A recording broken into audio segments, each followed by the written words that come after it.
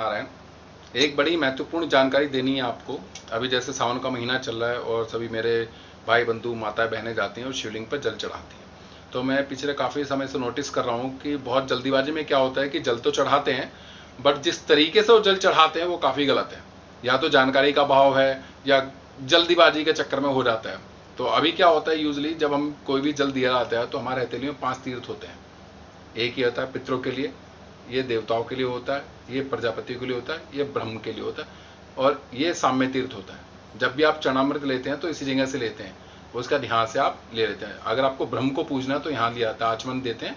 जब आप अपने आप को लेते हैं तो ऐसे करते हैं, आपके अंदर जो ब्रह्म है उसके लिए जाता है।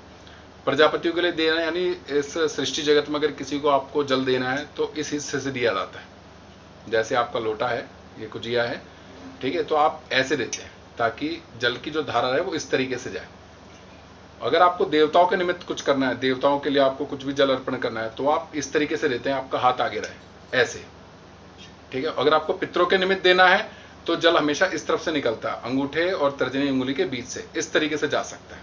तो अब क्या होता है कि जो मैं देखता हूँ मेरी माताएं बहनें जब शिवलिंग पे जल चढ़ाती हैं तो बहुत जल्दीबाजी करती हैं और ऐसे कुजिया पकड़ी हुई, उन्होंने लोटा ऐसे पकड़ा हुआ और बस ऐसे पकड़ के और ऐसे ही डाल के चलती बनती है। हो गया भोलेनाथ का काम, चढ़ा दिया हमने जल और भोलेनाथ की कृपा आ जाएगी। ये उन्हें पता नहीं है कि उन्होंने जल तो चढ़ा दिया भोलेनाथ पे, लेकिन वो भोलेनाथ के निमित्त गया ही नहीं है, वो गया है पितरों के निमित्त, क्योंकि उन्होंने पितृ तीर्थ से दिया है। ये पितरों के लिए जगह है, यहाँ से जो भी जल जाएगा वो पितरों के निमित्त ही जाएगा। आप ऐसे समझिए कि राम के नाम की चिट्ठी जिस पे राम लिखा हुआ वो आपने श्याम के घर दे दी है। अब श्याम के किसी काम की नहीं, क्योंकि राम का नाम लिखा हुआ और राम को चिट्ठी मिली ही नहीं है, तो उसे जानकारी ही नहीं है उसके बारे में।